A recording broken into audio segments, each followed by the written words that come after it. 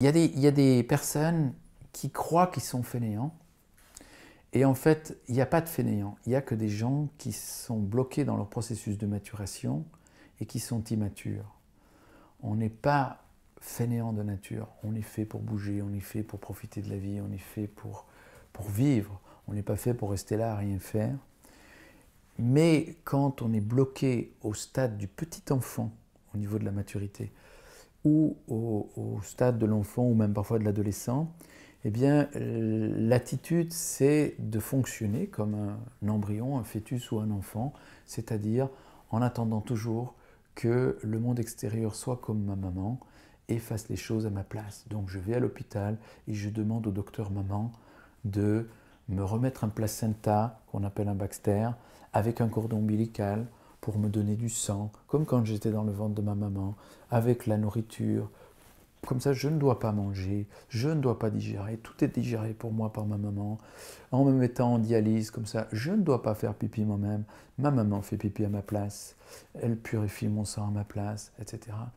Et toutes les personnes qui fonctionnent comme ça ont en fait régressé au stade de maturité numéro 1 de l'embryon, du fœtus ou du petit enfant. Les adolescents, eux, c'est déjà différent, mais c'est confus dans leur tête. Ils veulent encore tantôt être un bébé, mais tantôt ils veulent être adultes, et ça s'entrechoque dans leur tête. Donc des fois, ils vont régresser complètement, et des fois, ils vont faire preuve d'une extraordinaire maturité. Et enfin, il y a les gens qui accèdent au stade de maturité, mais il n'y en a pas encore beaucoup à la surface de la planète, même si physiologiquement, la majorité des gens qu'on dit adultes sont matures au niveau corporel, énergétiquement, pas tellement, émotionnellement, il suffit d'ouvrir un poste de télévision pour se rendre compte que l'humanité n'est pas très évoluée en termes de maturité émotionnelle.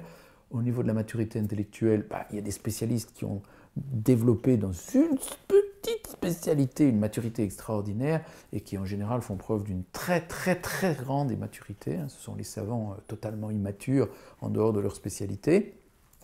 Bon, chacun fait du mieux qu'il peut avec l'histoire qu'il a au niveau familial, au niveau périnatal, mais c'est pour montrer que cette périnatalité est un obstacle considérable à la maturation et à l'expression de l'âme et de l'esprit dans la vie.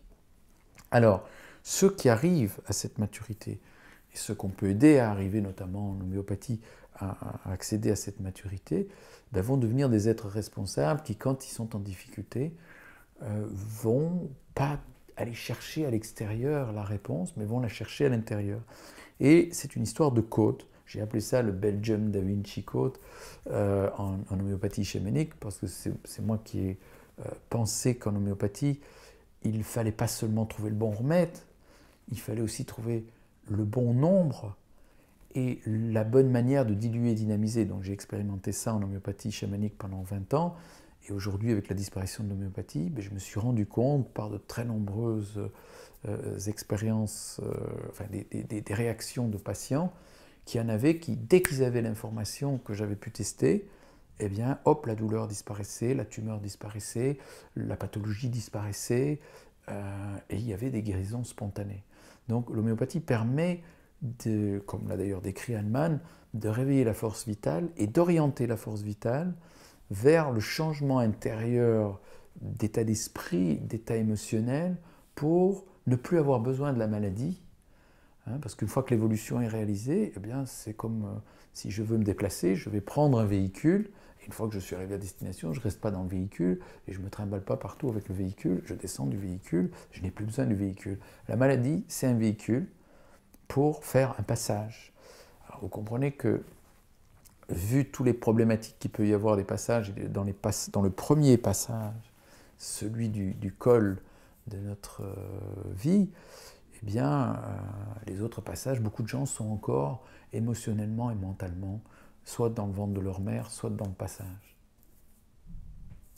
Donc j'apprends aux gens à tester pour eux-mêmes ou tester avec quelqu'un pour eux, à d'abord trouver dans quel règne se trouve leur remède, si c'est dans le règne astral, dans le règne minéral, dans le règne mycobactério-viral, dans le règne végétal, dans le règne animal, dans le règne humain ou dans le règne immatériel sacré, puis de tester le nombre, puis de tester la lettre, puisque en fait en homéopathie, on a codifié les rapports dilution, dynamisation par des lettres comme CH, K, DH, J pour Géniken et d'autres que j'ai inventés à l'époque, quand on pouvait encore préparer les remèdes. Et donc c'est de la mathématique, mais tout ça fait un code. Les lettres du remède, le nombre, les lettres de la dilution-dynamisation, et c'est ça que j'ai appelé le Belgium Da Vinci Code, puisque je suis le premier à avoir amené, porté à la conscience du monde homéopathique et du monde des patients de l'importance de cette trinité-là, et que c'est quand on a la juste trinité, remède, nombre et dilution-dynamisation symbolisés par la lettre, qu'on peut voir, clac, tout d'un coup, quelque chose se déclencher.